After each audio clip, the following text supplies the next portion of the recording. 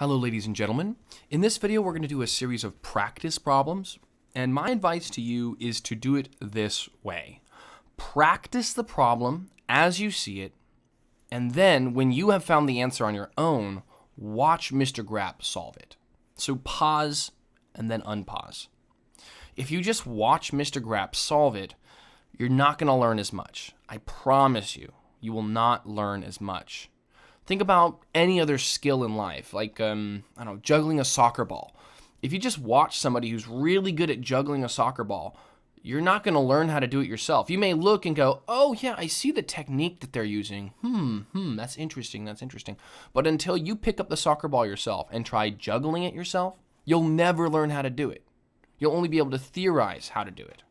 So please, practice yourself and then use this video as an answer sheet to see if you got the same results and did the same things. Okay? Don't just watch Mr. Grapp. That's very passive and not very useful. Act, do, practice. Hence the name, practice problems. Okay, let's do these practice problems. We're going to reflect some shapes over some axes, and specifically, Mr. Grapp is going to use the key method. The reason for that is twofold. One, Mr. Grapp thinks it's a little faster. And it is. If you don't have a graph, it's a lot faster to just graph them algebraically or reflect them algebraically than it is to have to make a graph, space out your lines, plot the points up, count over, plot the new points, write the new coordinates on your piece of paper. It takes a long time. But using the algebra key method, it's a lot faster. Secondly, you're not always going to have a graph. Sometimes you're given a question without a graph, in which case you want the key method. You want to be able to do it because this is going to work every single time rather than just half the time. So let's use the key method. We're going to reflect these points over the x-axis. To do that, I'm just going to start by writing my key. To reflect over the x-axis, we start with the point xy. We start the same way, xy, arrow. We're going to start here. We're going to make this change. And the change we're going to make is, since we're reflecting over the x-axis, we'll keep the x value the same, and we'll flip the y value. X, keep the x the same, flip the y. All right, so now let's do some flipping. My first point is a, -6, -4. When I flip that over, a prime will be keep the x the same, so -6, flip the y, +4. It was negative, now it's positive. Okay. B is -5, -9. And when I flip it, when I reflect it, B prime, I'll keep x the same, -5, and I'll flip the y. Flip the y. So it was -9, now it'll be +9. All right. C was -2, -3. But when I flip it, C prime will keep the -2, but we'll flip the -3 into a +3. And now we'll graph our points. A was -6, -4. Oh, let's make it darker. A. B was -5, -9. And C was -2, -3. Boom. That's my pre-image. And now the image. A prime is -6, +4. B is -5, +9. B prime. And C prime is -2, +3. Oh, I didn't put a C down there, did I? There we go. And now I'll connect my dots. Bam, bam, bam. And if you feeling saucy, shade in your shape. Perfect. A perfectly reflected shape. And we can prove it by counting if we must. C prime and C are both 3 away. A is 4 away. A prime is 1, 2, 3, 4 away. B is 9 away, or sorry, B prime. B is also 9 away. So they are all equidistant from the line of reflection. This is a perfect reflection. Excellent. Next one. Again, pause the video, try it yourself. Unpause the video, try it with me now. So we want to reflect this shape over the y-axis.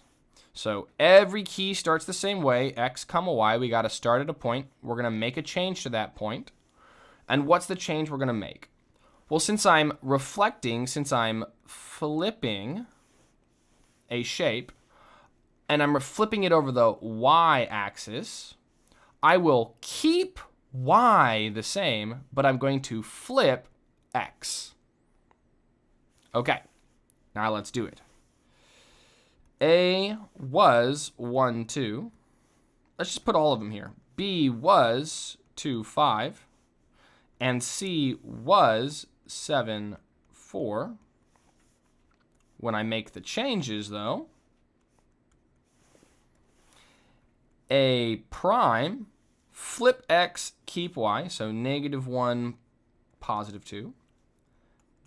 B prime, flip x, so -2, keep y, +5. And C prime, flip x, -7, keep y, +4.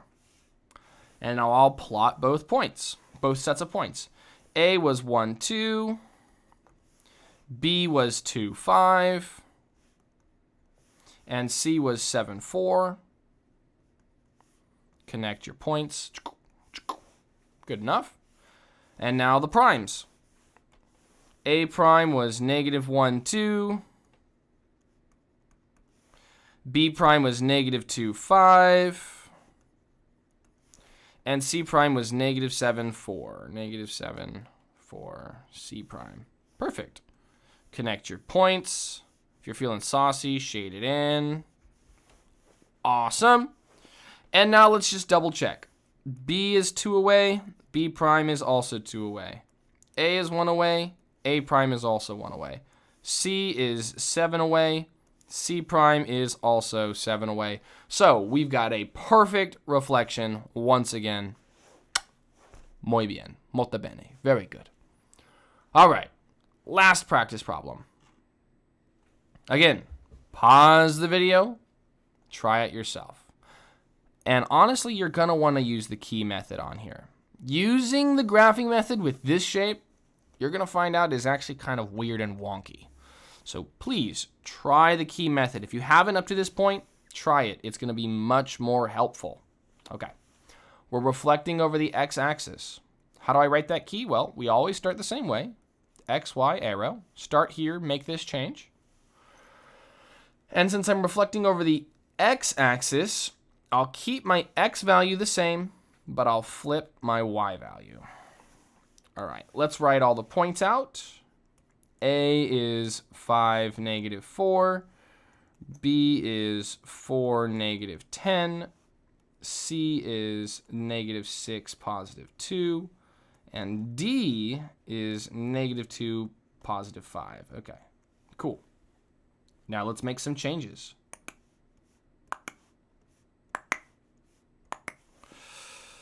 Change 1, A prime.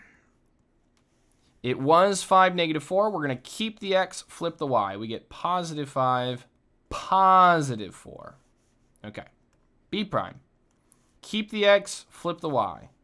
+4. Change that -10 to a +10. Okay. C prime. Keep the x, flip the y. So we're going to keep the -6. We're going to flip that +2 into a -2. All right. D prime. Keep the x, flip the y. Keep the -2. Flip the 5 into a -5. And now let's graph. A, 5, -4. B, 4, -10. Ooh, that's deep. C, -6, +2. And D, -2, +5. Whew, this is a weird looking shape. I'll tell you what. Let's connect the dots. Here we go. Here we go. Here we go. There we are. That's our first shape. Okay. Not a super weird looking shape, but it crosses across all the axes. So this is going to be weird. Let's see what happens when we graph our reflected shape. So we're reflecting it over the x-axis. A prime is 5, 4. Sorry, +5, +4. Okay, there's my A prime. B prime is 4, 10. B prime. C prime is -6, -2. There we are. C prime. And D prime is -2, -5. Ooh, there we go. I see a mistake here. I went down 3. There's C prime. Okay. And then D prime is -2, -5. There we go. D prime. Let's connect this shape. All right. Fingers crossed.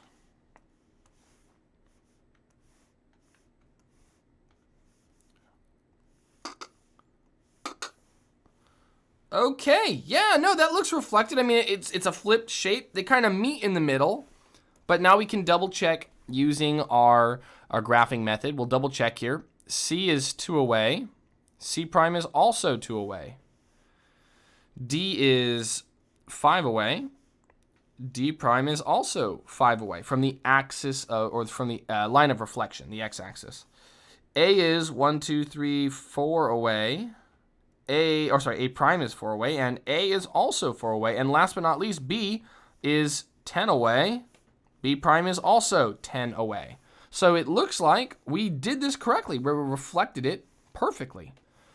And maybe if you're looking, you can tell it would be kind of weird to try and reflect this using the graphing method. Not impossible, but definitely more convoluted than just keeping one and flipping the other. Hopefully you learned the utility of the key method with this example alone. All right, I think that's going to wrap it up for reflections. In the next video, we're going to start taking on rotations. I'll see you there.